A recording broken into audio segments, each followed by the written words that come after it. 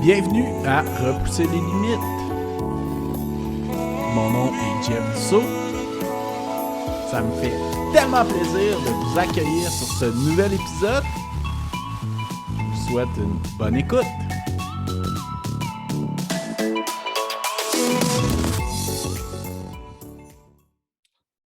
Bienvenue à Repousser les limites. 40e épisode déjà. Merci beaucoup de me suivre. C'est fort apprécié.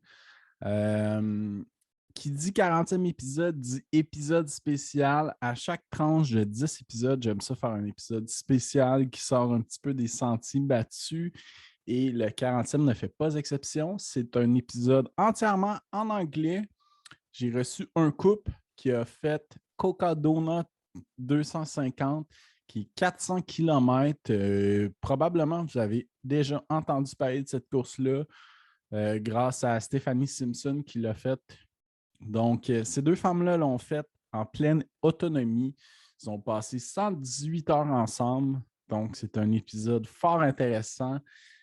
Et dont une légende de la course, Lee, que j'ai eu l'honneur de recevoir, qui a fait plusieurs courses de 100 miles et c'est sa première distance au-dessus de 100 miles.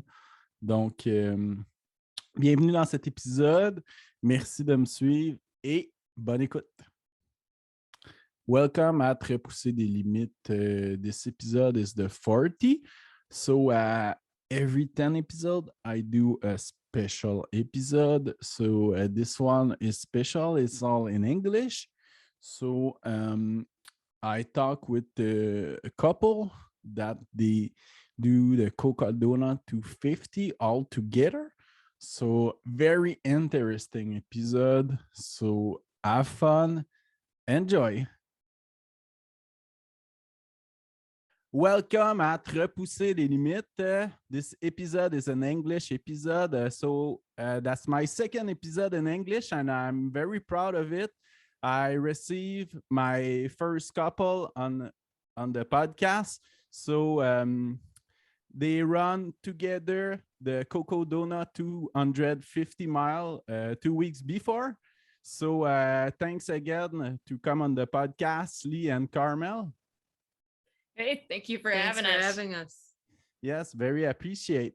So we'll start individually before to talk about you two together. So Lee, when does Spark arrive in your life?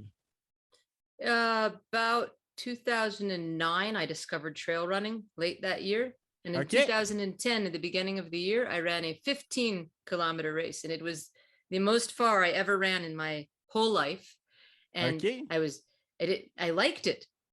And then I signed up for a 25-kilometer race, and I thought I was going to die at the end because it was so hard to finish. But then the next one, I was more used to the distance, and then a 50 kilometers. And then 2012, I ran my first 100-miler, and then it was terrible. And I didn't run another one for a year, but then I ran another one and it was a little better. And then the next one was better. And then it just went up from there. And now you become a legend on 100 miles. I run them a lot. All you have to do for that is you just keep running, 5, 6, 7 of them every year, and you just keep going. I'm not super fast, but I'm very good at get it done. And consistency. Yes. Nice. Okay. And what about you, Karmell? So I didn't start running until about 2014, and it would just be like a little bit here and there after work.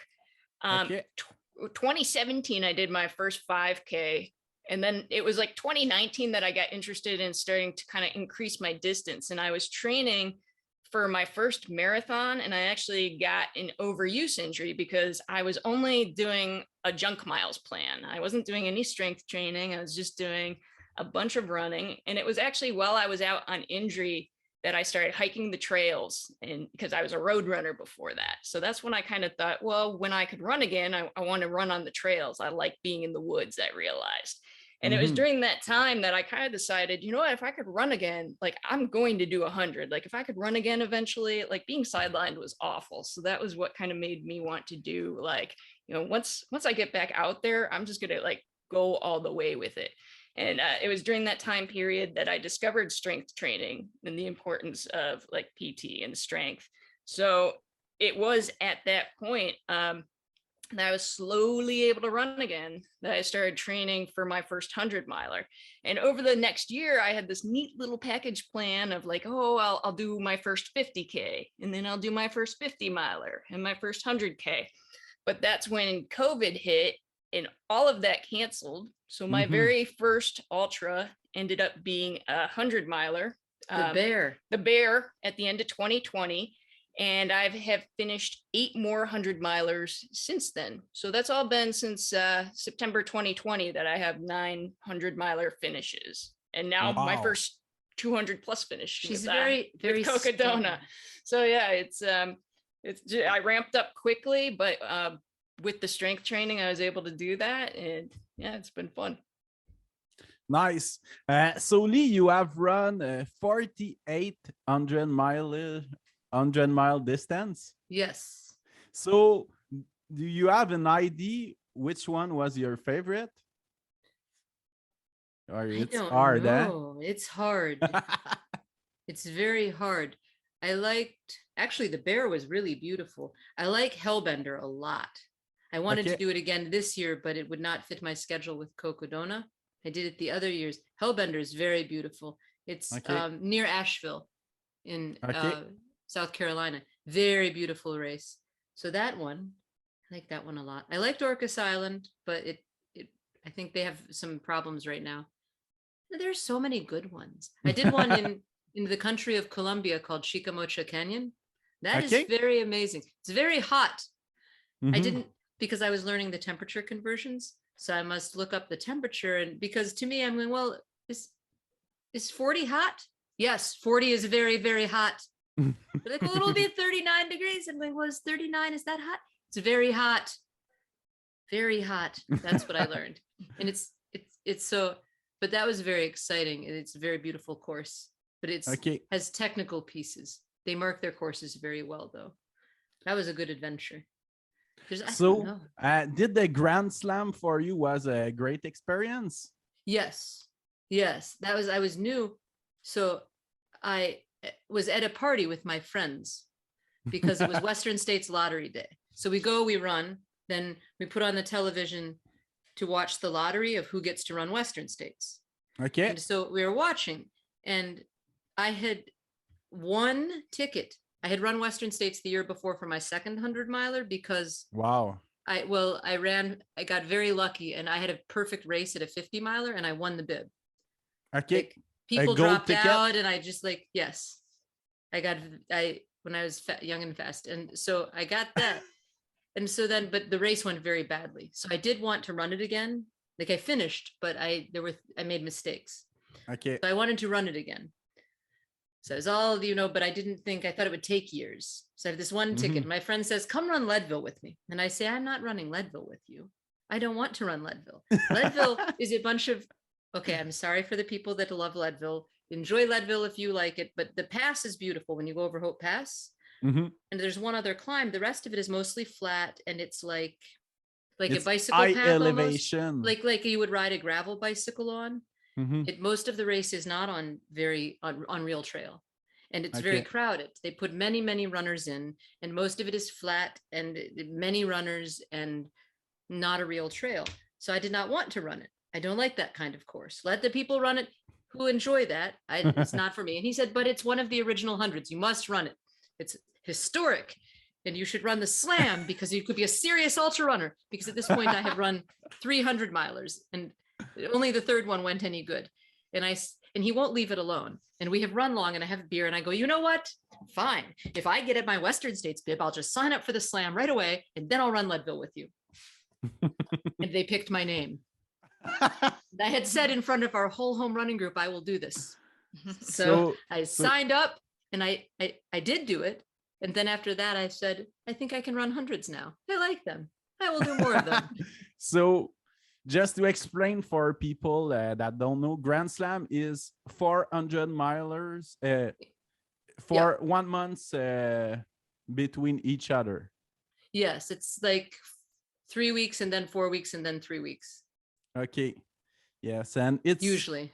all the older Yes. 100-mile in the In US. the United States, yeah. Okay. Now nice. it's very hard to do because Leadville doesn't.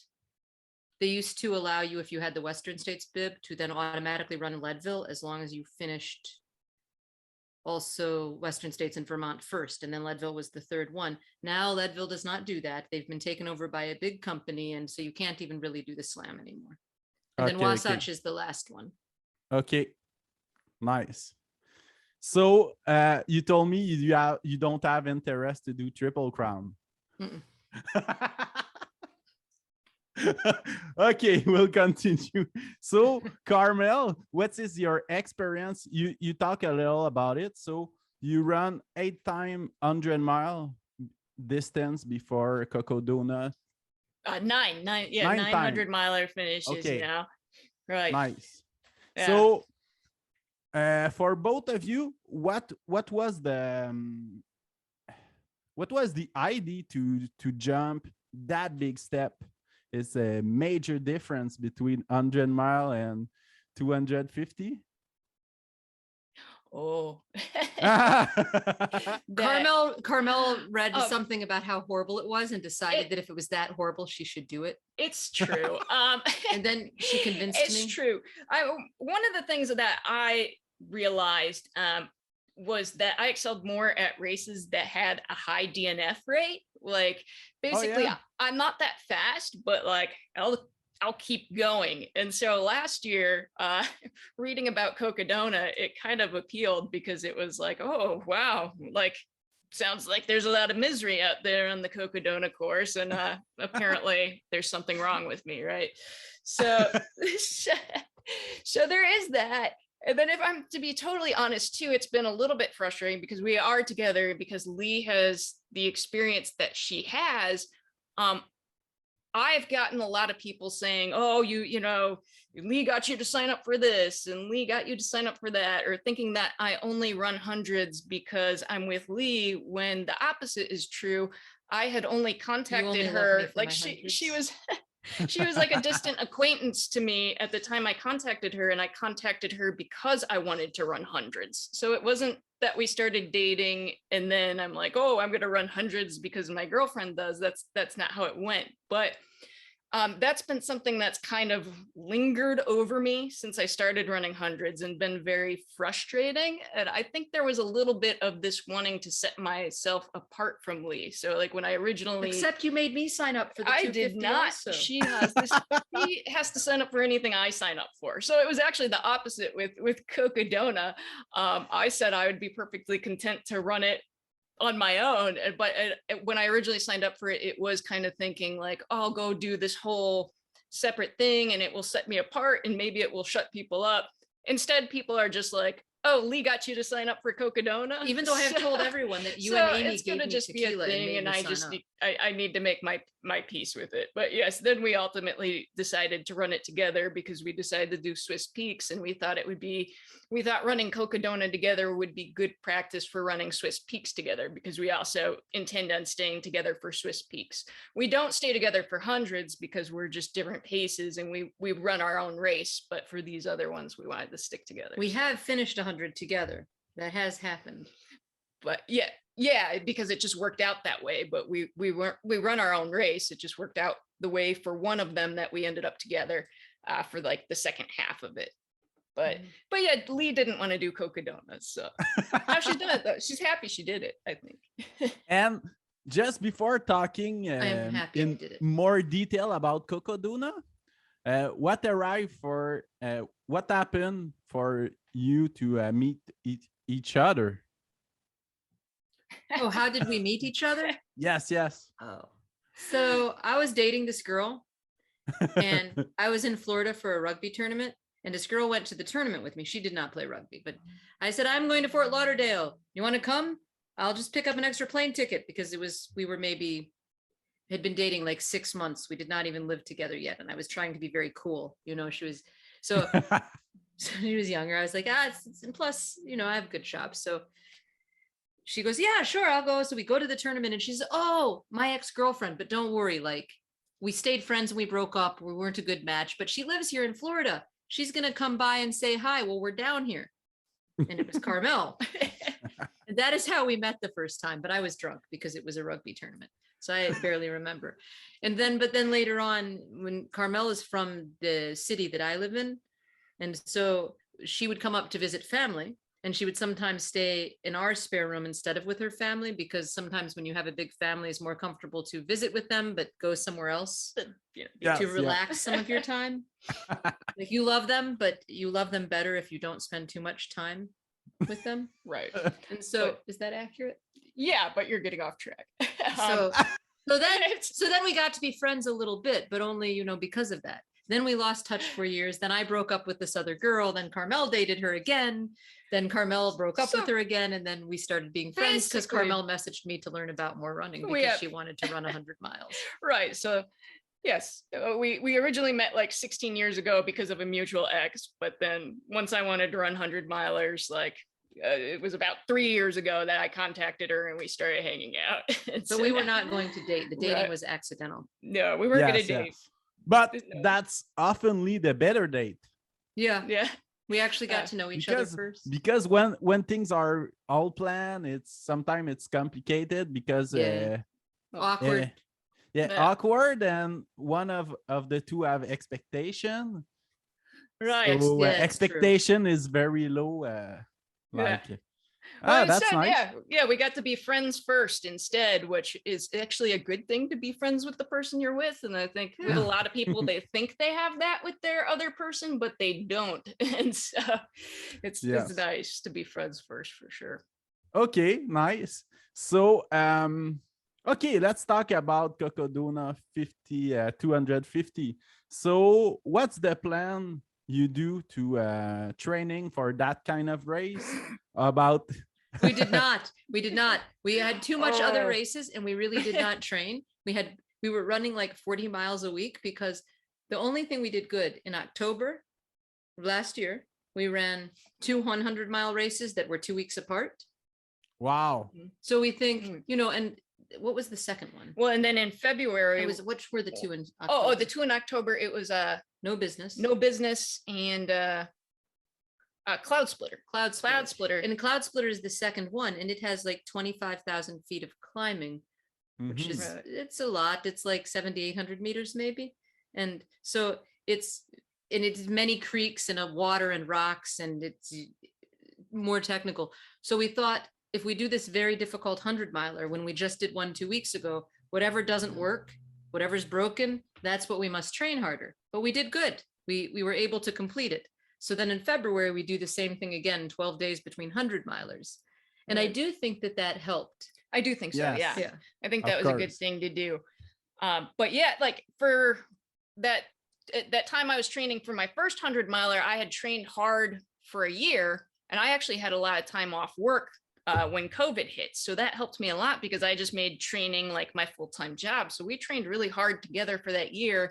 And then when I went back to work full swing, my training kind of got derailed.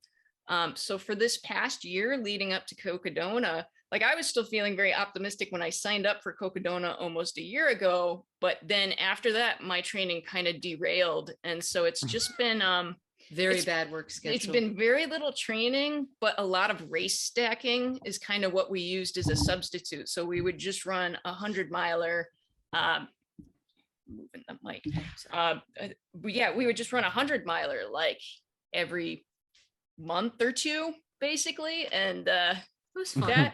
I would have liked a better performance at Cocodona, but it got us to the finish line, I'll say. So probably train more if you're going to do something like that. But the race stacking at least kept up some amount of endurance for sure. So, but do you think the mindset is more important about the physical, or no? There's the mindset is very, very important, but you aren't going to have no training and just use your mind to get through 250 miles of Arizona. Right.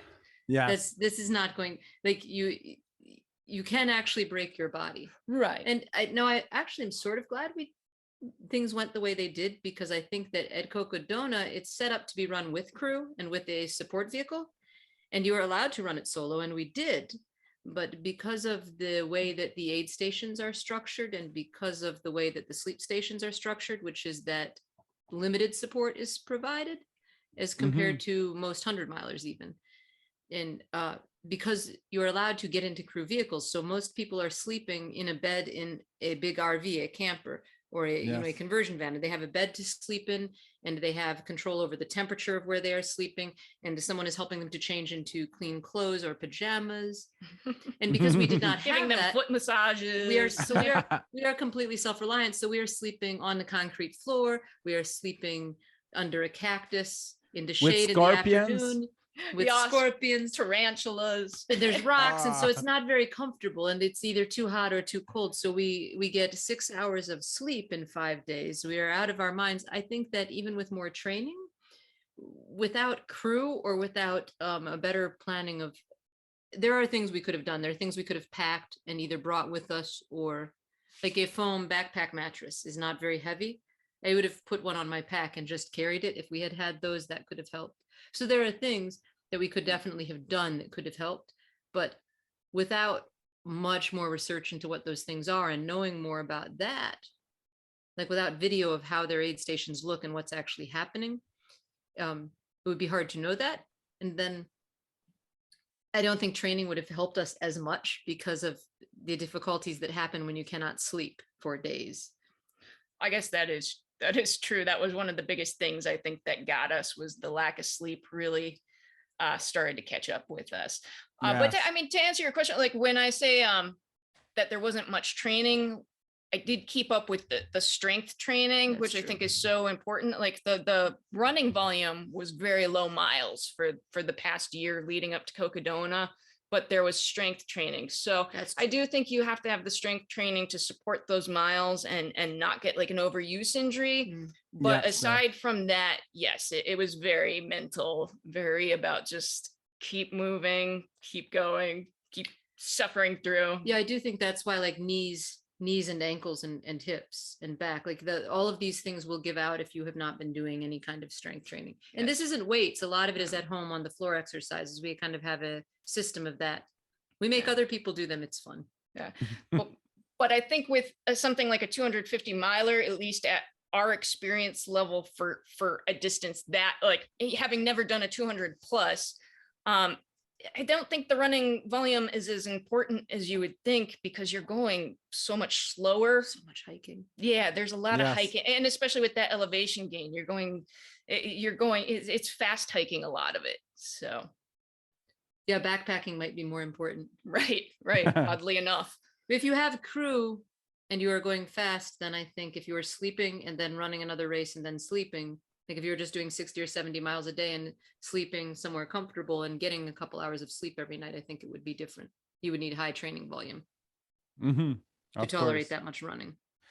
So for sleeping, is that better to sleep in the desert at night or on days? I think if we had more control over it, I think the best time to have slept would have been between noon and 3 o'clock, because it was so hot and the sun was just beating down on us that we were going so slow anyway. I think if you had control over it, that would be the time to sleep. But there were so many other factors playing into when we could sleep, like our own bodies being like, nope, you're not going to sleep right now. Or how comfortable, what was around us. Like there were times that we wanted to lay down on the trail, but there was no shade, and the heat is so much and the sun is so direct. And then the ground in Arizona, in that part of it's sharp. In that part of our country, the desert, it's prickers and rocks and more prickers, and so it's hard. You can't, like where we live, there's a lot of spots that are just smooth and you could just lay down in the grass. But there, you can't just lay down in the grass, you'll get prickers in you. So it was hard to find a spot to even lay down sometimes when we wanted to. But yeah, if you could, between noon and 3 o'clock would be a good time to sleep, because that's when the temperature was the most uncomfortable. I think at night we were moving the fastest because it was more comfortable outside and to stay do warm. that. Yeah. Yes. To stay warm. But then we would get sleepy. So we would go and go and go and then fall asleep on the ground and then wake up shivering and then go and go and go. Yeah. And then we'll go to sleep on the ground and shiver ourselves awake. Yes, because night was cold actually. So Yes, 0 degrees. So what is the craziest animal you meet on the trail for The those 5 javelinas? days? oh, we did see javelinas. There's these wild actually. pigs, but they have hair and they have Okay. tusks, and they do not see well and they do not hear well, and they're big, like a medium-sized dog, but they're very fat and they have gray hair all over them. But they are wild pigs. They have like tusks, and Well- if you scare them because you startle them, because you have surprised them, they will run at you, and you will go to the hospital after that. So you have to make a could lot get of mad. noise and yell at them, but they don't hear you. So you have to be Uh. very, very loud. But you're so tired, you're like, look, Right. we don't have that at home. So we're like, looking at what do we do now?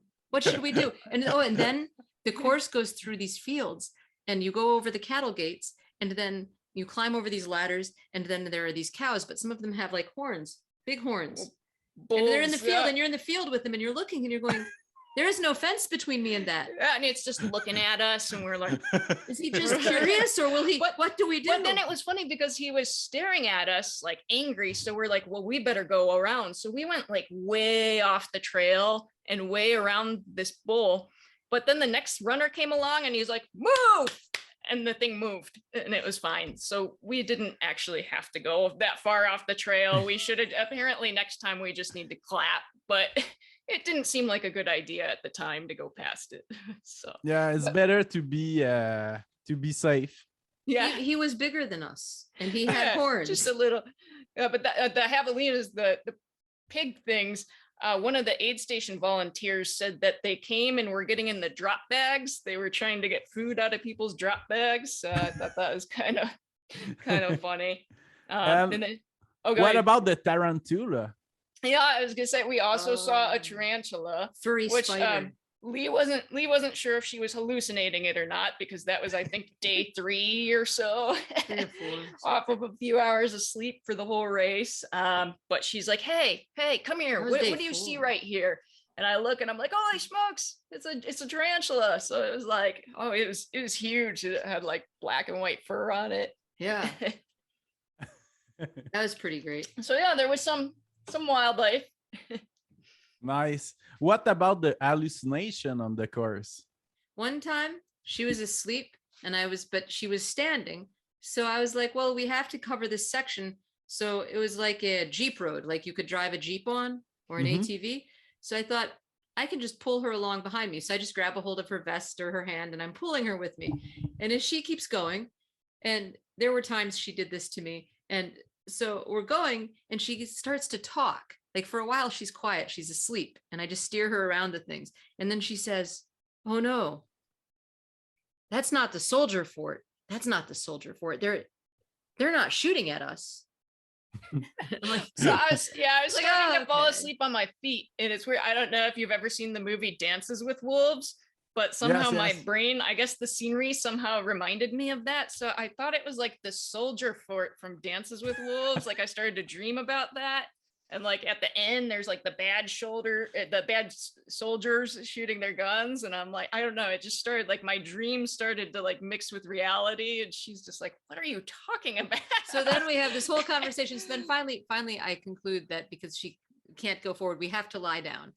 So, okay, I found a spot that has no scorpions and only a few little tiny rocks. We're lying down here. So I lie down and she goes, oh no, I can't lie down here. My legs are in the road. And I'm like, there's no road. We're now on a little ATV track at 3:00 in the morning. There's no traffic. We'll be smushed. Then so I move her. I move her 1 foot this way. I go, you're out of the road. Your legs are in the road. You will be smushed. You will be crushed. You have to get your legs out of the road. I'm like, okay, my legs are out of the road now. They are. I don't move. I just tell her. Then it was just like She passed out. darkness. And then like What? maybe 2 hours later, she's dragging me back down because it's a section. You must go up this section and come back down. And we're coming back down and I fall asleep. And apparently I was asleep because she's walking me around things, like dragging me. And these other guys catch up to us. And I thought car headlights were oncoming and I started yelling, what is happening? And who are you? And where did you come from? Like I'm ready to fight people because they're getting in my space. It's just 2 other runners caught up to us and I was asleep, but I was standing, but I was not. Yeah, awake we at took all. turns doing that. And then there was another point in time where oh gosh, I think this was like night 4. And again, we're really not sleeping. Like, I think at this point we've had maybe 4 or 5 hours of sleep the whole race.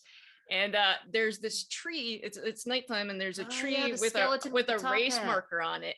And it looks like a skeleton with a top hat holding the race marker. And I laughed, and she's like, what are you laughing at? And I'm like, I can't explain it. Never mind. And she's like, is it the skeleton with the top hat? And I'm like, yeah, how'd you know? So apparently we were both like hallucinating this tree as a skeleton with a top hat, which was kind of fantastic to have a shared hallucination. So that things of hallucination happen in 100 miles before, or? Yes, there was just more of it. And then you get this deja vu. I have never had that in 100 miler, but around day 3, especially towards the end, like after about 80 hours, everything was familiar. We kept thinking we have already been here. And we talked to other runners, and they said the same thing. There were a couple other runners near us who were also going solo and had not slept very much. And we all had this experience of, we have been here before. This is familiar. We've already been here. We did this like yesterday, but no. Yeah, I mean, not just familiar, but like you felt like it was very strong deja vu. Like you very felt like you were doing the same thing, which having talked to some people, I guess it's a side effect of sleep deprivation is to have that strong of deja vu. But it was so weird because it really was like, no, but now we've done all this before. Like, yeah, there's a park at the end, and it had construction, and we went through it. And when I remember it right now, I remember it as the construction was there still from the year before. I went through it both years. I remember doing it 2 years apart. I remember, but I've never been there before in my brain. So I know this is a false memory. Okay. But when I remember it, that's how I remember it. I can't make my brain correct it because that's how I remember it, because that's how I experienced it, except that it's not true. I was only ever there once. This is very crazy, very weird. Yeah. And no drugs in this. No drugs. Just good old sleep deprivation. And lots of miles. Lots of caffeine. Lots of miles, lots of caffeine. Yeah. Lots of caffeine. Nice. So what was your plan about the nutrition for the whole race? Is there something specific or random or?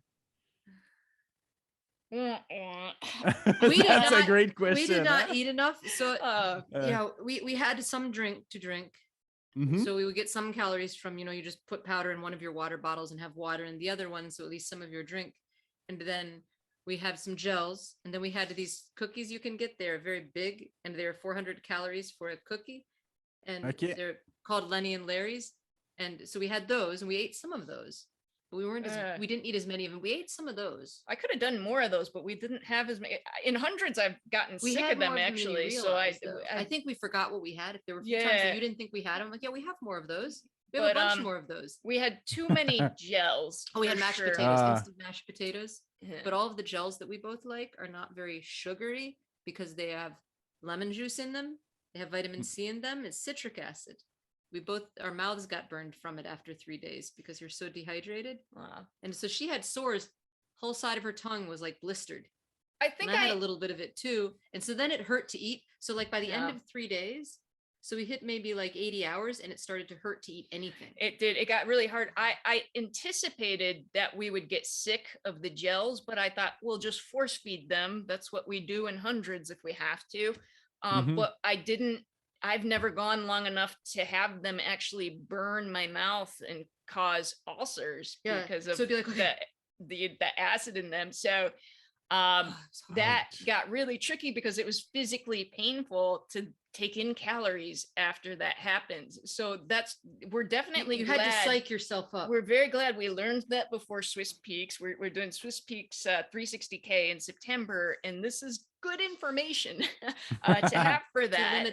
to know that we're going to need more variety and less acidic things with us for that duration of time. I think it'll also be a little easier there because some of the dehydration that happens is because it's 100 Fahrenheit, it's 37 or 38 degrees all day. Yes. Swiss Peak in September, not that hot. So in Arizona, you were like 15 and 16 miles, 25K at least, sometimes more like 28K between this water and the next water.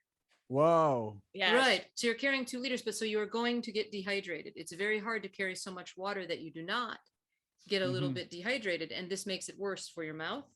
You know, the saliva is protective.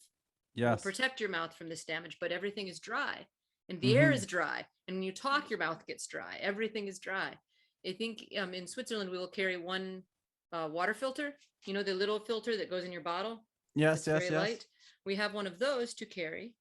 And there are streams everywhere, but you will get giardia because there are cows everywhere. But so you carry this little filter, and then the water stops are closer, and then it is never in September in the Swiss Alps. It is not going to be 38 degrees Celsius. Yes. And direct, you know, it's not like that. We will not overheat and dehydrate so badly, and they have often water stops there. So have you eat at the aid station too? Yes, they had very good aid They station had good food. food at the aid stations. The aid station gaps could be pretty big sometimes though, but it was good to get to the aid station and get, you know, get the food in. And they had vegan options. I'm vegan, so they had vegan options, which was great because a lot of hundreds I've been to, they'll have some vegan things, but not hot food especially. And it was good to have like some hot. Yeah, all of food the at broth is times. made with chicken. They use chicken bouillon to make all of the broth at most hundreds. So then you can't have a hot drink unless it's coffee. Right. So that was very good. And so, yes, it would definitely tried to take in calories at aid stations where we didn't have to put in any more of the acidic gels. So I tried to stock up there.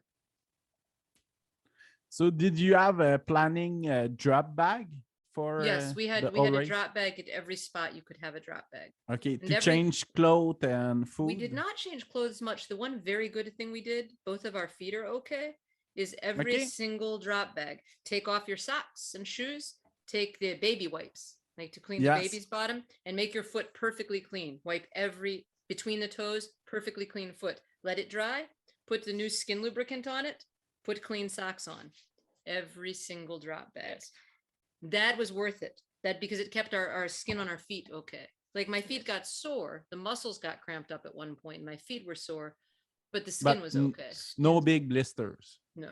I got 2 blisters, but they didn't hurt at all during the race. And like we saw runners that had their feet just destroyed from all that dust and sand and not cleaning them. There were a lot of people in a lot of pain because of their feet, and we were holding up great in that field. So that is definitely something that I would recommend, was the cleaning. It was worth the time of. But we will even do that in a wet 100. Like if we were in a 100 miler, I will clean my feet and put new socks on a couple times.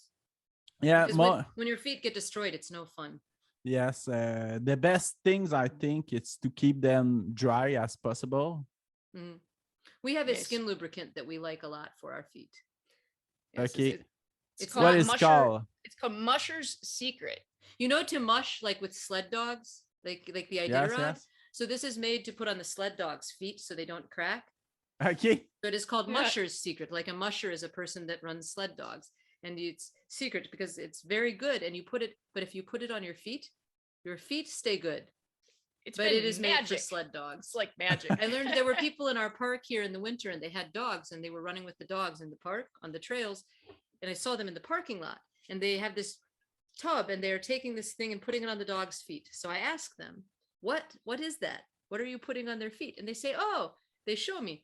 It's for sled dogs, but we're running our dogs. There's snow and ice, and it makes so their skin, because they're hot, so the pads of their feet when they run will get hot, and then the snow melts against it, and then the skin can crack and dry out because it's getting wet and it's getting cold. We put this on their paws, and then they'll have no problems. It makes it all perfect, and we don't have to worry. Their paws stay healthy. And they said, well, can I touch it? And they said, sure, you're strange, but okay. So I put some and I felt it with my hands, and I thought, this is perfect. I'm going to order this. And Karmell used to have terrible trouble with her feet. So I ordered some and I went, here, I got this. It's for sled dogs. We're going to put it on your feet. And she goes, okay. And it worked. Wow. Wonders.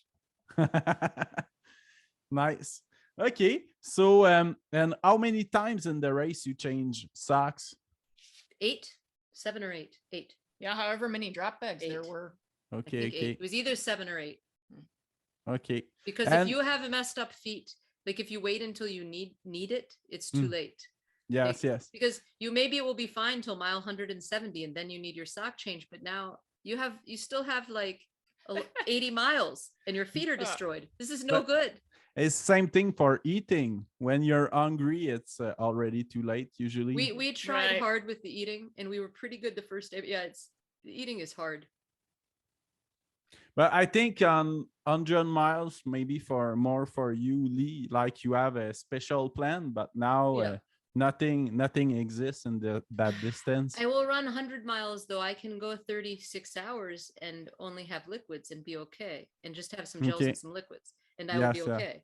But you can't do this for like 3 or 4 days. I can't, I don't think. I did not try, but like maybe I could. Maybe I should have done that. I don't know. So, have you experienced solid food is better for? I think the further you are going, the more time, the more you need solid food. Okay. Because you're going to slow down your effort, because your stomach is going to be a problem. I think you need solid food to keep everything working right. Like maybe you can go, no solid food for 24 or 30 hours, and then it starts to be trouble. But if it's 36-hour time limit, 100-mile, or if you're going to be off and done in 30 hours, it's okay. Your stomach is not happy the last 3 or 4 hours. But if your stomach gets unhappy at 35 hours of a race that is going to take you 80 hours or 100 hours, you have a problem. That's too long to go. So I think solid foods are much more necessary the further you go. So, and what happens to both of you together? So, you didn't separate the whole race? Nope. No, we didn't separate the whole race. I went to sleep one time I passed out on that cot in Sedona, and you went and got coffee outside of the room I was in. But yeah, we were in the aid station at the same time in different places. Okay. Yeah, that doesn't count. Quite counts as separate. But no, that we stayed together the whole time, and we figured that we would get along, but we've never been like we don't fight. We discuss things, and we always get along really well. So I figured we'd get along well, but we've never been that sleep deprived or anything like that. So it was kind of like, let's see what happens. But instead, it was just very, very supportive. We still didn't fight at all. We got to an aid station, and the woman was like, "Oh, you're the second couple I've seen come through, and you guys are amazing." She's like, "The last couple wasn't so happy." So apparently, wow. Apparently, the last couple prior to us that came through was bickering, but we just don't take out being uncomfortable on each other, and I think that makes us work really well as a team. So that was good. That's good going into Swiss Peaks as well, because I think, as far as personal value goes, Swiss Peaks is a little more important to us. So this was kind of work out the kinks. Cocodona was work out the kinks, see what needs to happen, see what's feasible. And so that was just one more thing that was good to know, that we get along so well, even off of 5 hours of sleep over like 5 days, Okay. And so, what happened when one of you need to sleep, the other stay? You grab the front of their vest and you keep pulling them until you get sleepy too, or until they fall down. Because they're asleep, they don't know. Yeah, most of the times we would just nap together, or even if you're not falling asleep completely, you're just the laying still for a little bit has a little bit of value to it. Yeah, but also you don't realize how tired you are. So like, because I wasn't falling down asleep, I thought, I'm okay, I'm awake. She's asleep. I have to make her lie down. So I lied. I'm like, I probably won't sleep, but I'll just monitor her for 10 minutes. And then I woke up, because actually you're more tired than you think. And if you've been awake on limited sleep for more than 40 hours, when you lie down and stop moving, you will go to sleep. You think you won't. You're like, I'm not gonna be able to sleep. I'm wide up. Exactly. That happened both ways. I think the level of sleep deprivation was so high that even if one of us wasn't the one who was like, hey, I really need to nap right now, once you're laying down with your eyes closed, we'd go out. But the weird thing was, we'd wake up within like 10 minutes and you feel like you've slept longer, but it's crazy. Like, I started looking at my phone time to see how long these naps actually were, and they really were about 10 to 15 minutes. But it's crazy how refreshing it is. Like, you could just be falling asleep on your feet fall asleep for 10 minutes on the ground after you decide you're going to take a nap, and then suddenly you feel more refreshed than you would think For a off while. of that 10-minute nap. That could give you like an hour of go juice, basically. But I bet sometime you wake up with cramps and some things. She would start to shiver and then wake up yelling because her calves cramped up. There are times that, yeah, exactly. I would get cold and shiver, and the pain is what would wake me up because things would start to cramp up. So then it would just be like, well, guess we're gonna move. Like, keep going. Yes, when you stop too long, it's harder to go back again, I think so. Right. Or when it's just too cold out. Yeah, it happened less when it was hot, but with the cold, that is when the cramping would happen bad. Okay. So it's not too stressful to sleep with scorpions around? When you are that tired, you don't think about it. That's how you know how tired you are. If you are worried about the scorpion, you are not very tired yet. But I also didn't Keep think, going.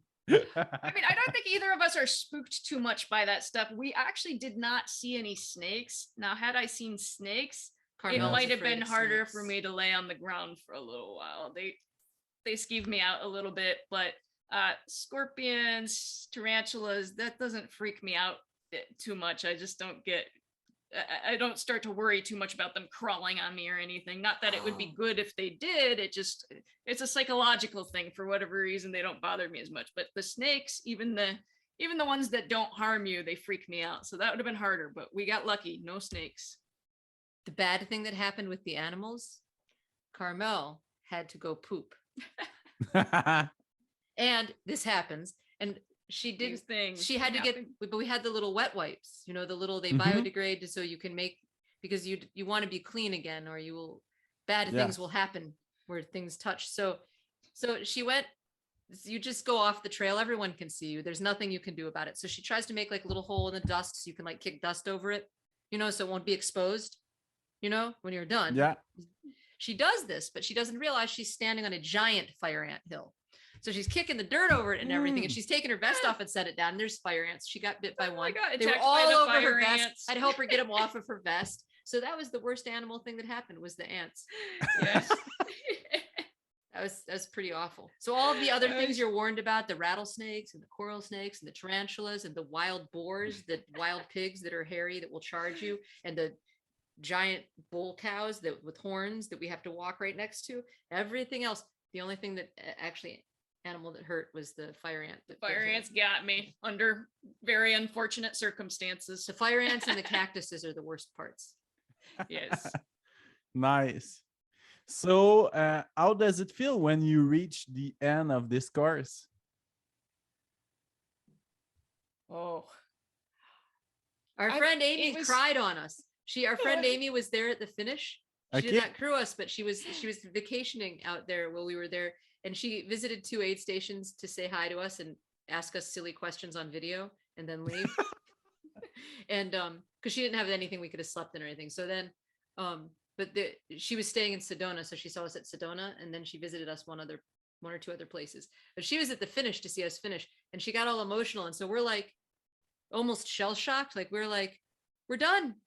Yeah, we're done. We're actually done. And she's like, because she's rested. Like we had lost the ability by day 4.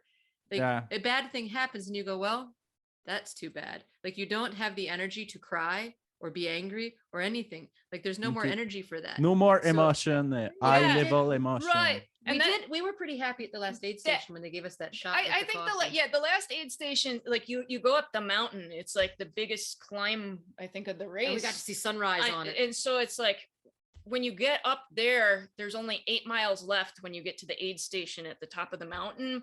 And I think that was like a happy point. And we did do like a shot up there. But yeah, at the finish line, Amy had stayed at the finish line for a while. And the way she described it is that the runners coming in at that point, they're just so detached and just such zombies that the runners weren't getting emotional. It was their crew and their families that would like cry at the finish line. It wasn't the runners. The runners were just like zoned out. Yeah, like she's hugging us. And, oh, you're so amazing. And she's like holding on to us. And I remember that. I remember being so confused. She's like, oh my gosh. And someone else, they're hugging us and, oh, you are amazing. Oh. Yeah. And we're like, oh, okay. Can we sit?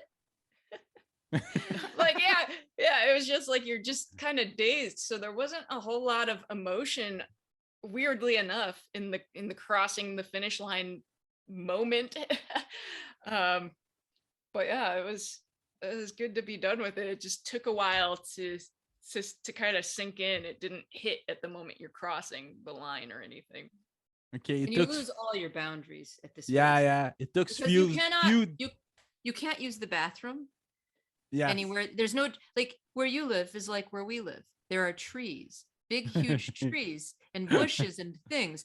This is the desert. So everybody does everything right out in the open, and everyone gets to see everybody's everything. So you just have to be polite, and like, you pretend like they're behind a screen because they're 10 feet off the trail, but everybody can see everyone. There's nowhere to go in huge parts of the course. So you just, don't stare. Your personal boundaries from before the race move by the end of the race. And it's funny too, like, it's at aid stations, like, people would be talking by day 3. People are just talking to each other with like their hand down their pants as they're putting lube and on their parts, just like it's totally normal. Normal. You're a strange man. I don't know you, but you're gonna be wiping this lubricant on your balls, on your, on yourself inside of your shorts, and I'm putting this lubricant inside of my shorts, and we're standing 3 feet away talking to each other, and this aid station person is trying to ask us if we want coffee, and we're just having a whole conversation. You're just your hands down your pants, like this is a normal thing that people do.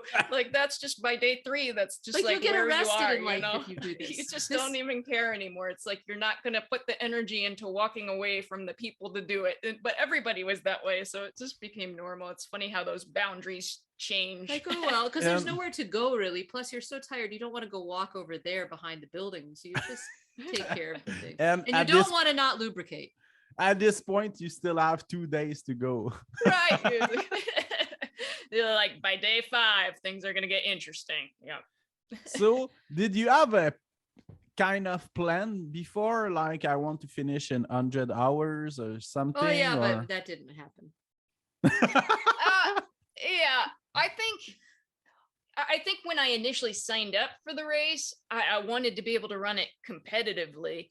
But that year went by of derailed training. So by the time we started Cocodona, I knew we weren't going to be able to run it competitively, and that we just needed to hope for a finish. But I think we still hoped to do it in under 100 hours. We did it in 118 hours. So we missed our goal by but we just finished. a little. But it was, I mean, there, with all the obstacles, I'm not even upset about it, because you remember mile 187 where we almost dropped? There were so many. We almost dropped. Things. We had mile 187. We got stuck at that aid station, and we were passed out in the med tent for a while, off and on. And there was just nowhere else to go. And it was night and it was cold. That was after the Soldier Fort incident, and then I was hallucinating people on the road. Then we got into that aid station, and there was just nowhere. Like, that was the only spot that had any kind of heat. Was they'd kind of tarped off a med tent area, and the med guy just totally ignored us, which was fine, because we didn't actually need anything other than to be horizontal and not frozen. I really should just laid on the floor of the med tent, because that cot was so uncomfortable. And so we just lay there off and on, and then somehow we got it back together. Like, even there were other people there who were dropping, and even one of the guys that was there with us, when he got up and left, we were there. He didn't think we were going to get up, because I saw him later, and he's like, "Oh wow, you guys got back up." I was like, "Yeah, good." Yeah. The lack of sleep was really, really catching up with us, and the day leading up to that night had been a really hard one in terms of the course and the sun. Hot.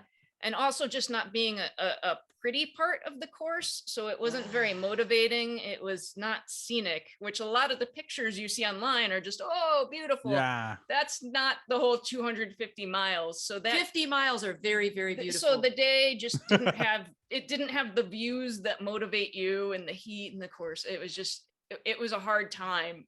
So that was the second to last night with everything catching up to us. And, well, like she said, we did lay down in the medic tent because it was the only place they had a heater, which we didn't really expect. And part of it is we didn't do our homework, but a lot of the 100-milers in the United States, if you get to an aid station and it's cold at night, they'll have plenty of seats with like a heater and a place, one of those place for the runners to get home or warm. I think it's not warm, but you sit, you sit in the camping chair. Yeah. You sit in the With camping chair and you soup put your and- and you put your Mylar right here, and you Yeah. kind of tip over in the camping chair and you sleep for 20 or 30 minutes, and then you're fine. Yeah. So I Yeah. expected to be able to do that during this race. Right. They have no camping chairs. Kelly Canyon did, but for the most part, they only had these little folding chairs. They would not have enough of them. There would be 5 chairs. There would be 8 runners there. So like we were There'd be lying on nowhere the to sidewalk one place. Just they had an aid station by the sidewalk. There was almost no shade. Just like they would Yeah. have shaded where the aid station workers are, but they had not created enough space for runners to be in. But you are Mhm. 15 miles in the sun, and then you know you have to go do another 14 or 15 after this. So you're trying to like go in the shade because it's the middle of the day to drink enough water to get okay. And there's just where you would drink water usually and then sleep 15 minutes, but in one of these chairs in the shade, and I would have been good, but they did not have that. So there's Yeah. just no way to like comfortably. I know I slept just curled up with my pack under my head on the sidewalk for a little while one place. Right. So that was just a little bit of a surprise for us, going to the aid stations and not having anywhere to sit that was comfortable or shaded during the day or a little bit warmer during the night. So yeah, we went in the medic tent to just because it was the only place that there was like a little heater, and we did fall asleep for a little bit, and it was really hard to get going. I set my phone alarm for an hour before the cutoff, and when that alarm went off, I think neither of us knew if we were going to be leaving that aid station. It was very hard to get up and moving. And so at first when my alarm went off, I said, okay, we got to go. We're an hour before the cutoff. And she kind of looked at me like, are you crazy? I'm not, I'm not going back out there. I don't remember this. And she had been having some foot pain leading up to that and stuff. And I was like, I'm going to go get us some coffee. Lying on the ground. And at that time too, our packs, we had left them outside in the cold. So In the tent. and our drop bags had been all kind of emptied out. We didn't have things organized. So they were still that way. They were still outside in the cold with like our drop bags just scattered everywhere, no organization. And I went to get the coffee, and then when I came back with the coffee, I handed it to her, and then I looked at my watch and the distance on there, and it was like 187, I think. And it's like, oh my gosh, we still have 60 miles to go. We've been going for like 4 days, and it's just like we still have to go 60 miles. And I said, you know what? And then I thought about how our pack was outside in the cold, and I said, not organized in a mess. I said, I'm having second thoughts. I don't know. I'm having second thoughts. And then she was like, well, I got your pack packed. And I was like, what? And she's like, yeah, I got your pack packed. When you went to get the coffee, I went to get the packs. And I'm like, oh, holy smokes. For some reason, the fact that those were outside in the cold felt like an overwhelming task at the time. But the fact that while I was getting the coffee, that she was actually getting that stuff together, it suddenly felt like not so overwhelming. It was like, okay, it's only a half coffee because like, she started shivering because to get the coffee, you had to go out of the med tent. The main aid station has no heat, and it's like 0 degrees, 30 Fahrenheit. So you're like, we're wearing a wool layer and tights and a rain jacket with the hood up and a hat, but it's still, we needed like a second wool layer and probably like track pants over the tights, just because you're holding, you're not pushing hard. Like it would have been comfortable in 100 to be the pace I would usually move, but this was just, oh my gosh. And so she went to get the coffee, but the aid people, I don't know if they're sleeping or what, they wouldn't help her get the coffee. So she was shaking so badly that like she lost the top part of the coffee because she was shivering trying to get the hot coffee. Like I mean, that's just hard. Like you're trying to get your hot coffee to go back in the spot that has a little heat, and just shaking so badly that she was having trouble like carrying the coffee and getting it made, because you take the little instant packet and put it in the hot water, And the cold is so much worse when you're low on calories. But yeah, that was our low point in the race. And that was the only time during the entire race that we had that discussion or brought up dropping at all. It was the only time that it was even like, and once we left there, we had to finish. And yeah, I think at that point too, like once you get the coffee in and once you get the calories in and once you start moving again and the sun started coming up, then it flips in your head where it's not, oh, we have 60 miles left. I decided if we were leaving there. Yeah, it's not, oh, I have 60 miles left. It's like, oh, I didn't come 190 miles to DNF, like by the end of the, you just we start have all day to walk. That it's all about perspective. So it's like once you get those calories in and things start to once you turn get around, under 50 miles to go, it starts to count down to like manageable distances. Yeah, once we left there, it was just like it next felt thing like you know, we had it to go. And then it's 50K to go. At that point, the cutoffs too, I think it was like you only needed 30-minute miles to finish it. So it was just kind of like, all we have to do is keep moving and we'll finish. So after that point, we never thought about dropping. It's like, no more lying down, no more napping. It's like, was, okay, we have 60 miles to go. We cannot nap anymore. And we're walking to the end. Starting now, we're just going to walk to the end. And I always tell people that, I mean, you should never drop when you're low on calories or when you're just waking up and you need to get some caffeine in. Just put more sugar in. Like, you know, you could always, especially if you still have time up against the cutoff, like you could stay there until the cutoff and don't make that decision before that, because you're probably going to regret it. Like usually it's a temporary mood thing and it's gonna go away. Because we went from 40 miles in front of the cutoffs, like 45 minutes. We were within 45 minutes of the cutoff, maybe 40 minutes when we left that mile 87, and we were 4 hours ahead of the cutoff. And that was with being a little bit slow out of 2 aid stations because we'd realized we'd made up time. So we actually sat down. Kelly Canyon, we sat for a while, and because we decided we needed to eat, and they had such good food and they were so nice to us. Those ladies, I could still picture them. And it was so hot, and the one aid station worker had this big spoon, and she would scoop ice and put it in your bra for you, so it'd make you cold. She was doing it, so we're like, yeah, all right. They were so great. What was the final cutoff? 122, and we were 118. I think it was 122. It's usually 125, but they shortened it. It was either 122 or 120. You know what? I think it was 120, 123, 122. One of those. But yes, they had to do some last minute course changes because of wildfires. I think it shortened the course just a little bit. It was still 250 miles because the original course ran long, like 254 or something. So it got rid of one of the climbs, so they shortened the cutoff. They added a different climb, so it ended up being within 1,000 feet of the same climb. I mean, it was close to the same distance and the same elevation gain, but they're like, we're just going to knock 4 hours off the cutoff now. So they did shorten the cutoff, but it ended up being okay. It was only 2 or 3 I thought hours. It was 4, but whatever. It was 3 because they went from 125 to 122. So but it ended up being not an issue in the end. Did you have an idea about what's the percentage of people finish and DNF? Oh, somebody posted that, and I don't remember what it was. Me either. Yeah, I don't remember what it was this year. A lot of DNFs, but I think it was less than half. I think there were at least 70 DNFs, but I don't remember the exact how many people? Maybe like 60% of people finish. Around 200 people. Yeah. There were 220 registered, and I think about 200 or 205 start. And then 70 don't finish. Something close to that. 70 something. That's a high percentage. Yeah.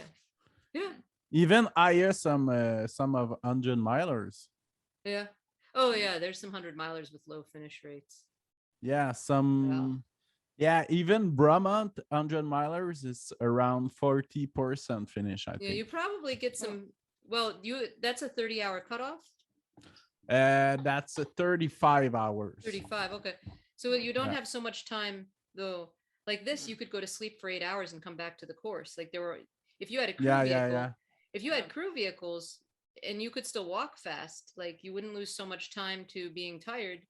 And there were people who did that. There were people who you could turn in your spot tracker at the aid station, and like some people had family nearby, so they would go to their house, which we didn't know ahead of time that was such a big thing. And that was one of the things that was a little bit frustrating out on course, where like there was a time where a guy's like, oh, I just got back from my sister's house, and it's like when you're sleeping like underneath the pricker bush like we were, and just trying to get little naps anywhere you can, and somebody's like coming back showered and having slept like at their sister's house or a hotel, you don't feel like you're running the same race. You don't feel like you're kind of playing at the same game. So that was still that is a thing. So that might also be part of why there was like a little bit higher of a finish rate than you expect, because more of that is going on than you expect. We definitely lost a lot of time at aid to like being so tired that we had to rest at aid, but then we couldn't sleep. So we're not moving, but we're also not getting enough rest. Yeah. So that was frustrating. We'd be at aid trying to sleep, but couldn't sleep because there's nowhere, like you're sitting in a chair and you're exhausted but also can't really sleep. So definitely having a way to lie down comfortably and rest between, so that your downtime is not just sitting in a chair being uncomfortable. It's lying perfectly comfortably somewhere. Swiss Mhm. Peaks, we will be, because you have a giant drop bag which follows you. So it is at each life base, and it's every 50 kilometers or so. So probably 50 to 55 kilometers. You come into a town, you go up over the mountain, you come to the next little town, and they have a building you can go in. And they've put Similar as Terre des Géants, I think yeah, so. it's extremely similar to Tordesillas. So Okay, there's like okay. a mattress you can lie on. You have your little sleep bag because you don't have to carry it because you have the same drop bag. So you wouldn't have to have different equipment in every drop bag. You have this. So we will actually put like a clean pair of little like you call them like boxer briefs or something, like little shorts. A clean like enough clean pairs that every time we come in one, if we want to sleep, we can like take off the race clothes, take the baby wipes and clean off the lubricant, put on, you know what I mean? To give your skin a rest because your skin gets irritated. Put these on, get in the little bag, lie still. And even if it's only for, 40 minutes, just lying still and doing that, your body resets. And it's so when you can get comfortable, it's easier to eat. It's very difficult to eat when your adrenaline is up and everything is like this. So if you can lie still for 20 minutes or 30 minutes, then you can eat and drink well again, and you can kind of reset. Yeah. Okay. So I heard about 200-mile distance. It's better to be a good hiker than a good trail runner. Do you think it's correct? Yeah, I think it's correct, and I think that's part of the reason a 100-miler, it appeals to me more. It's part of the reason that I don't think I'll be doing many 200 pluses. I like hundreds. I like being able to run more of it. It was a good experience to do, and I'm looking forward to Swiss Peaks. But I think for some people they enjoy the 200s more. But I think I enjoy the hundreds more. Yeah. But I think you have to go try it to find out. Some people only would like to stay at 50K because they want to run the whole thing, or even at 25K so they can run the whole course. Some people do not want to be out at night. They want to have dinner. You have to do what you like the best. So it's not to say 200s are bad. I just don't think they are my preference. It's very different. Yeah, one friend of mine told me the big difference between 100 and 200 is about the sleep. Because in 100, most of the people can handle it without sleeping. Right. Yeah, exactly. And I think if you can do a 100-miler, you could do a 250 because it is so much more just hiking. I don't think you need any more training or anything. It is a matter of factoring in that sleep management and doing more of the hiking, which just doesn't appeal as much to me. So. And about your determination to finish too. Yeah. Right. I mean, you go all the way there. You have to fly on an airplane, all of these things. You have to go try to finish. Yeah, of course. What about you, Karmell? Do you think you're interested to do like Triple Crown or those kind of project? The 200s? No. Can this project? No. Which one is that? Candice Burt does the three different 200s. Big No, I don't have much interest in doing more 200s. Other than ones that are in other countries like Swiss Alps, like I said, that's just such a different experience. It's such a fantastic way to go. With traveling and experience a new culture. And but especially in the United States, I don't think I'm likely to do another 200-miler in the United States. It's just like I said, when you factor they all have the same rules. You have all crew. Yeah, when you factor, they all have those same things, and that just really takes away from it for me when we're not playing on an even field.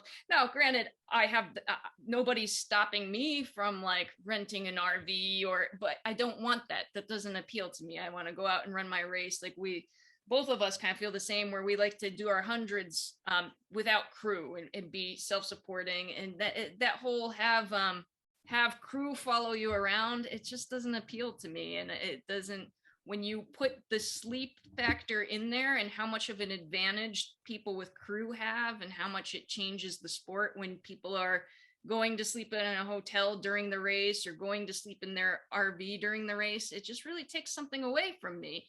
And like she said, there's nothing wrong with it, to each their own, and to people who like that, great. But for me, it takes away something that I enjoy about hundreds. Well, and also we are not independently wealthy. And so I can only do so much races in a year and travel. And you do a 200, you are taking a full week off of vacation.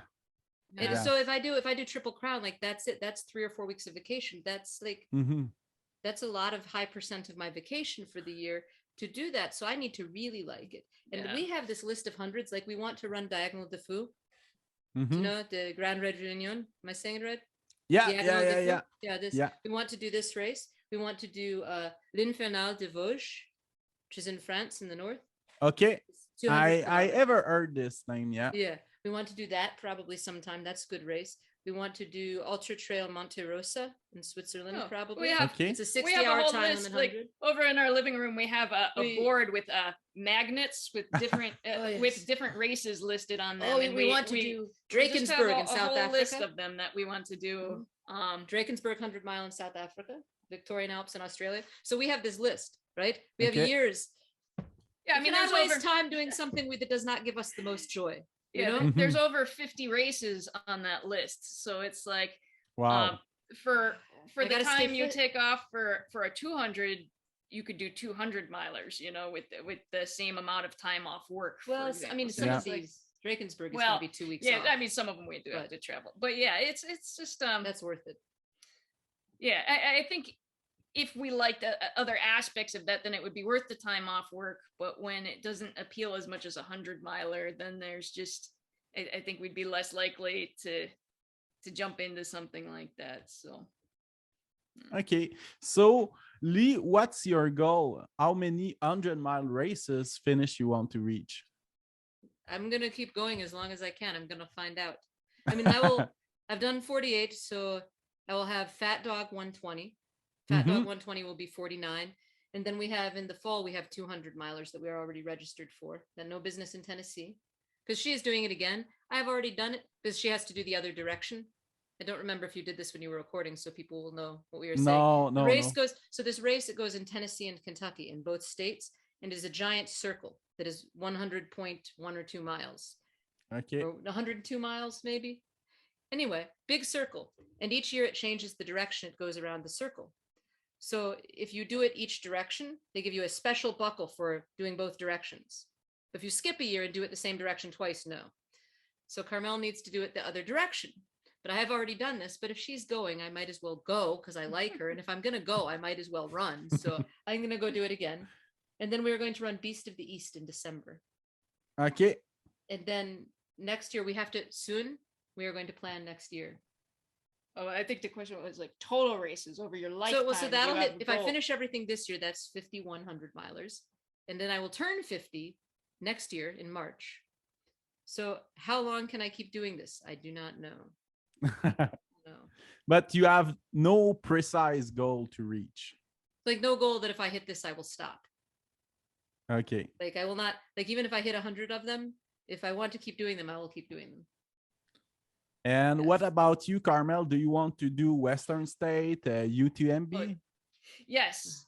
At least Western States. I don't necessarily know that I have to do, like I said, we have so many races on the board that I would say UTMB is not at the top of that by any means. It's with a hugely all the travel race. And such we want to do. Yeah. Sometimes some of the bigger name races don't appeal to me as much, and having so many people, you know. There's a Swiss Alps 100-mile that runs on an extremely comparable course to UTMB, but it's like, you know, 200 runners or 150 runners instead of 3,000. Yes, so it's not the same mood, eh? You don't spend your first 4 hours in the middle of a crowd of people who are hitting you with their sticks. And they are yelling, kill, yeah. Everyone has matching Solomon at UTMB, and they all have sticks, and it's very crowded. Like you can't move. Like there's people packed around you for like 4 hours at least. But no, I did enter the Western States lottery. I didn't get picked. The Hard Rock lottery, I got on the wait list, but too far down to have any hope of this year.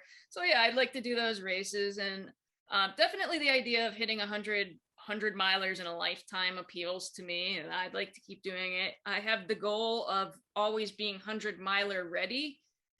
Basically always being trained up to being able to do 100-miler at any time is kind of my lifetime goal for as long as humanly possible. So that sounds way similar as Lee. Well, I have a friend who is going to run his 100th 100-miler this year, probably probably at Mohican. And this is huge accomplishment. But at the same time, when he got to where he was trying to make this goal, he started running any 100-miler that he could get to.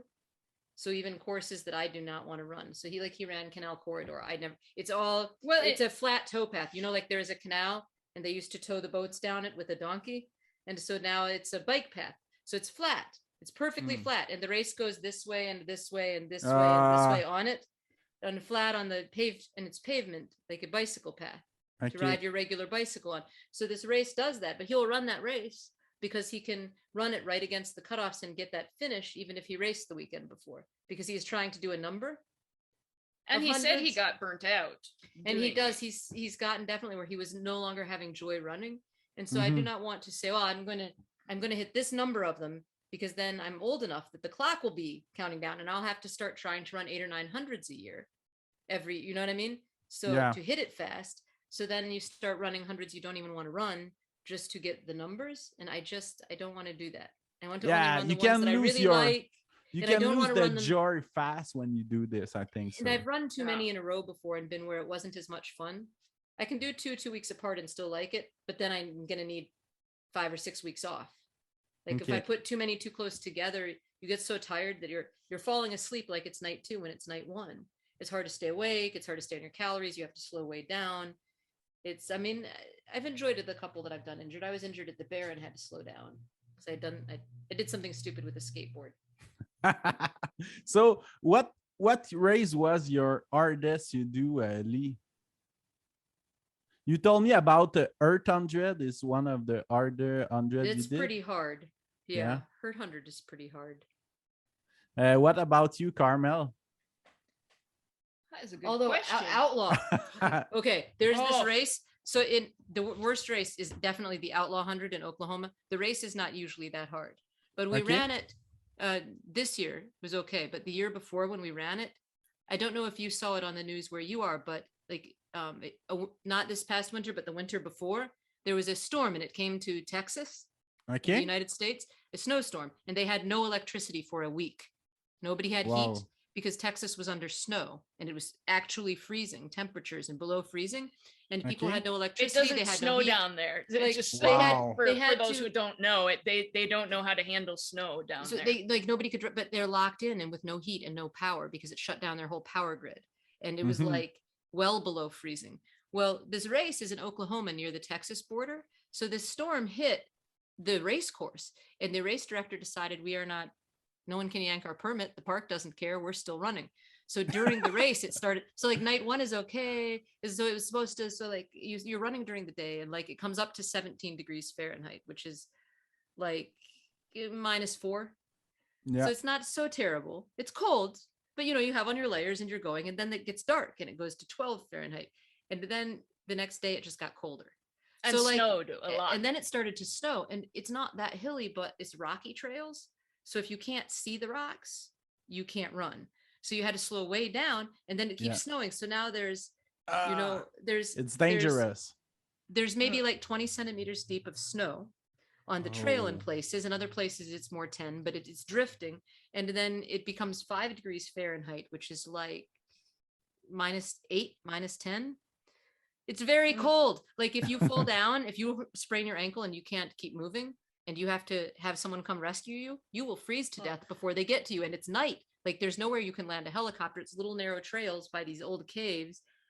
So you just have to keep walking. And your water's freezing. Yeah, and you can't put in calories because everything is frozen. Gels are freezing. Everything. I even had an oatmeal bar and I went to bite it and it was like a rock. I'm like, yeah, everything's frozen. So like I couldn't even bite into the oatmeal bar. It was frozen. The aid stations both had heated campground bathrooms at them. Because they have 2 aid stations. They do these 2 loops, and they both come through these campground bathrooms. So you just keep going around these loops. It's like a 7-mile loop, and then the lower loop is 13 miles. So you do, you keep coming through these points, and both bathrooms have heat. So you could turn on the hot water and make your water bottle liquid again. But you would have to just put all of the calories you could. You had to put everything in. Everything. You would have to try to like chug your water, eat your gel, and then just know that it was going to be like a long time before you had anything. Yeah, like your water would freeze in 20 minutes. The whole top of your water would freeze and you couldn't. So you just but you didn't dehydrate. So that was a heck of a. It took 42 hours. Yeah, we were out there for 42 hours. 2 nights. So I think that was actually the hardest. We finished that, and that was when I had shingles. And so my pack hurt and I was going to drop, and then she caught up to me and I was like, fine, I'll go out with you. Yeah, we ended up doing the last 40 miles of that race together because I got to an aid station and she was like slumped over in a chair. And she's like, hey, they said they'll make you vegan mashed potatoes. Come in. But my whole strategy was to never get warm, like to not go get warm in these tents. I would just peek in and say, give them my bib number and go. And I'm like, you're out of your mind. I'm not coming in there. That's the stuff drops are made of. I'm going. If you want to come with me, you got to go now. And she's like, I don't like you. But she got up and she came along. You know, I love you, baby. We powered through that. But yeah, we almost dropped from that with 7 miles to go because it was so cold, like she said, minus 10. That race isn't usually that hard, but for that year it was very hard. So of the races I've done, it was the hardest, one of the harder ones to get through, I guess. Chicamocha Canyon 100. That's hard. That's the opposite. It's 42 degrees Celsius. Okay. It's like 106 Fahrenheit. I know. I'm trying to do everything in both because I know you have listeners that do both and not everyone can do fast. When you ultra run long enough, you learn to do all of the units faster. So, it's in Colombia and it goes in the deepest canyon in South America. Okay. And they mark this course like they mark it very, very well. They have these little reflective stickers that go on everything, rocks, trees, everything. I don't know how they did it, but it was very well marked. But it's 105 or 6 miles and it's got 8,000 meters of gain, maybe. But their idea of technical is not the same as our idea of technical. They do not have to apply for a permit really the way we do here in the US. They don't have to. And they had actually changed the course. It's actually very sad, but they actually lost a runner the year before to a fall, to falling off the side of the mountain. Okay. And so it took them like a while to even search and rescue and recover. So they had changed that part of the course, but they still definitely, like, it comes with warnings. Like it's going to be steep. They're water crossings. We have all these water crossings, like all these cables across and a guard and everything. I almost got swept down. I almost got swept down the water. It's like, you better hold on to stuff. Like they did have a rope across that you could grab, but like I was holding on to it because it's faster water. Like we're here, they'd reroute. Oh, you have to go around the bridge because someone could get, no, you're going through the river, which is fine. I wanted to get wet anyway. It was very hot. But yeah, so that was definitely like, there was a whole section where it's not a trail, that you're just going down a dry creek bed. Because when it wasn't the year, it had dried up. But like literally I was with this other guy, Ipe, and we're coming down this dry creek bed. And like we would take turns, you climb on a rock and shine with your headlamp. So you can see, you see a reflector and you just point the direction and the other person goes that direction and you climb down off the rock and follow them. By the time that they get to that reflector, they just stand up on that rock and look for the next one and point. And so we're just taking turns because there's like 2 miles of just climbing around rocks. It's a very large dry creek bed, like it's 10 meters across and it's just all these rocks. And some of the rocks are as tall as me. Some are my waist height, some are small rocks. And so you just have to climb around and down this creek bed for a mile or two. So we spent like an hour doing that distance down the dry creek bed in the night because that's where they put the course. But like these reflectors are constant. You weren't going to be lost. You stand up on something and shine your headlamp and you can see the next reflector or two. Nice. It was pretty amazing. So that was very hard. Okay. So for finishing, what you will recommend for someone who want to run on first 100 miler, first 200 miler? Do you have any recommendation? Oh man. Do strengthen your posterior chain, make your butt and your hamstrings really strong. Yeah. And learn to take care of your feet and do long run on tired legs, because you like a 50K, you can do like a 25-mile long run or 26-mile long run. Some people will go long run 30 miles. You can go do that. It's not so hard on your body. So you can practice up to almost the race distance. If you do a 25-mile long run and then you go do a 31-mile race, this is not a big gap to cover. You just taper, you rest and recover a little bit more. A 50-miler isn't such a big stretch. 100 miles, what are you going to do? Run 60-mile training runs? You are not going to go anywhere close. And so there are things that happen to your running form and to your feet and all of these things that you really can't predict very well. So I suggest you go and spend a couple hours doing hill repeats on a trail hill. Do hill repeats, push them, really run down the hill, because when you run downhill, which you should not run full out downhill if you're not used to it in races, because the way that your muscles contract when you run downhill is their lengthening is called an eccentric contraction, and it makes them very tired. If you run downhill hard, your legs get wobbly. But if you practice this, you can get very good at it and you get much stronger. So you do this, you do your hill repeats, rest at the top, but run down the hill and practice running downhill. And then your legs are destroyed. And then the next day, go do your long run. It will be horrible. Don't eat breakfast. Don't eat breakfast. Put everything in your pack you think you will be able to eat. And even drink some beer the night before so your stomach isn't good if you drink. And do these hills and then go to your long run, and you're tired and you don't feel very good and you're dehydrated, but you have all your snacks and you have your water, and so you'll eat and you drink, and if you have to hike your long run for an hour and eat snacks to get warmed up, then you do. But that will teach you how to manage your body.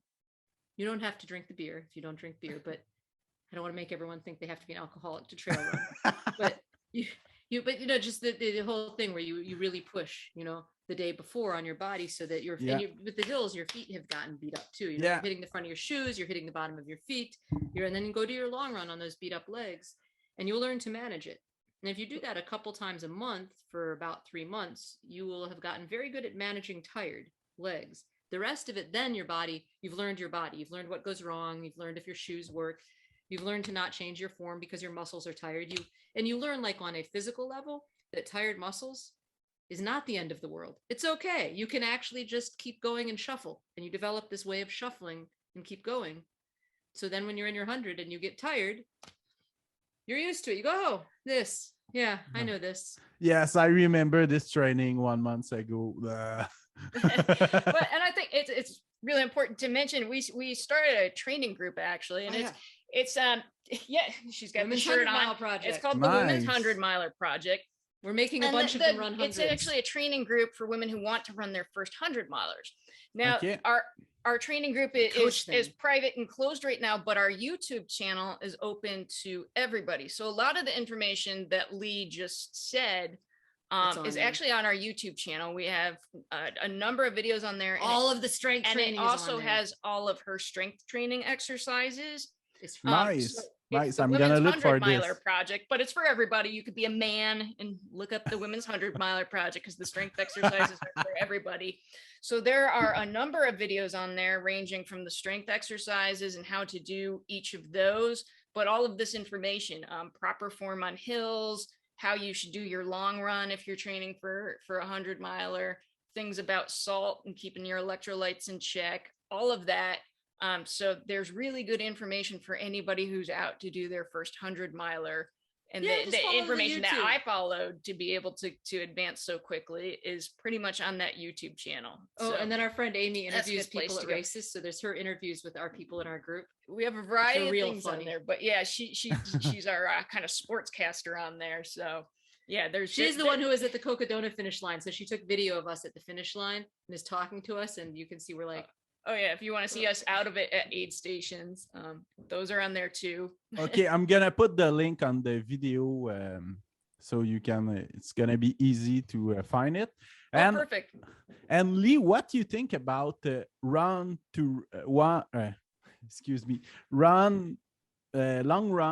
run, and like 3 days in a row of doing long runs? Ow. Back to back long runs. I've done it. It's helpful. Yes. It's, as long as you can tolerate the volume, is completely okay. I've definitely seen people come out of their third day limping with their knee hurts or their hip hurts, like with more joint damage.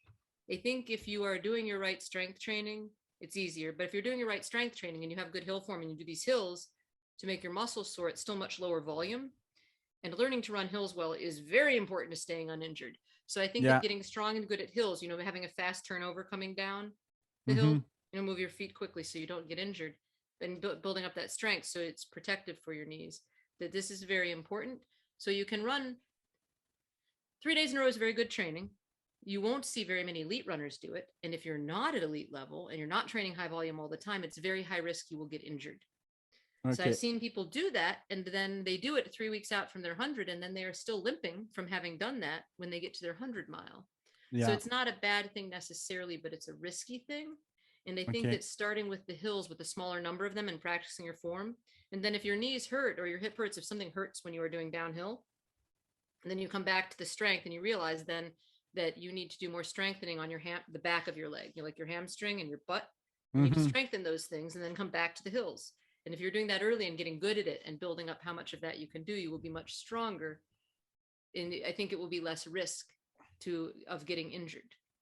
But it's not a bad thing to do 3 days in a row. And sometimes they'll have, I think, one weekend a month when they do 2 in a row, 2 days in a row of long. In our training group, you mean? Yeah, 1 week in a month. They'll do 2 days in a row of long. They'll do like medium and then long. Yeah, I mean, where they're at 3 days, we get them broken. We're more emphasizing the strength training. We're trying to keep them all from getting injured, because a lot of them have not gone to 100 miles because they got injured doing 50 milers. Some of them were injured going into their first 50 miler because they weren't doing enough strength and they were training. They thought they had to do so much miles to be able to race the distance just to finish. And they did not need to do quite as much training miles as they thought. And then some of them have now, we're finally getting some folks who are finishing distances and coming on to the group and going, oh, I did another 50 miler. This time I'm not injured. Look, I can walk down the stairs. My knee doesn't hurt. I'm okay. I'm going to go further. So it's very good to see. Yeah, that's exactly my plan. I'm going to hire a coach for my next 50 miler to be sure I'm going to recover well and doing enough of strength training. Nice. Do you know what that is yet? When your 50 miler is? Yes, it's Vermont 50. Okay, you have to keep us posted. Yeah, what 50 miler? There, Vermont 50 is the Vermont. Oh, that's right. You told me that. Yeah, that's fast course. Yeah, fast course. Yeah. You should watch the YouTube channel. Yes. Exercises to make your hips stronger, to protect your knees. They're very, very good for you. Oh yeah, of course I'm gonna watch it and I'm gonna post it on the podcast description. Everything that helps the back of your legs, that's how you stay not injured. If the back of your leg is stronger, you are protected from all types of knee injuries. And when your hips are stronger, they absorb the shock of hitting the ground more. Yes. Because most running injuries are because you're hitting the ground so hard with your foot. So you maybe get a stress fracture. Yeah, the IT band and all those things. The IT band, there's one exercise for that. And it even says, so your IT band won't hurt. But that is to do with when your front of your leg is more strong than the back of your leg. So the strength is not in balance, then this happens. There are also some other things, but mostly it's because your hips are not strong enough in the back and you don't have good enough one leg. A lot of people will do only a deadlift with both hands and both feet, but then when you run, you're only on one foot at a time. So you must do these exercises where it's one side at a time, like when you run, and it makes your hips stable, and then you don't get injured. Because running, whether you run 40 miles a week or 60 miles a week is not going to make you less likely to get injured at a 50 mile. But if your hips are more stable, no matter which miles you are running, you're going to be healthier. You will get injured less. Yes. If you're not injured, then you'll have much more fun. Nice. So thanks a lot for the interview. I very appreciate. And I hope you recover well of the Cocodona race. Oh, thank you. Yeah, thanks for having us on. Today was a slow run. I think one more week. What, 18 kilometers, I think you said? Very sad. Oh, for today? Yeah, about that. Beautiful outside. Very sad. Yeah, slow and sad 18 kilometers. So what is the next races? Fat Dog. Fat Dog? Okay. We are taking 2 months off to train this summer. Yeah, Fat Dog 120 in your country. So that's good idea to take a long break. Yeah. So we're gonna concentrate on training. Is that a long break? We have it is for us. So we're recovering till the end of May, and then we're training for June, and Fat Dog is the first weekend in August. So we're gonna have a break where we actually train for like 7 weeks. Yeah. So huge break. And then we have Swiss Peaks in September, and then in October we have No Business 100 mile. Right. November off, December another 100 mile. Busy plan. So Yes, we have a long indeed. break. Okay, so take care. I'm gonna post your YouTube channel in the description. All Okay. right, sounds good. Thank you Thanks. very much. Okay, thank you. All right, have a good one.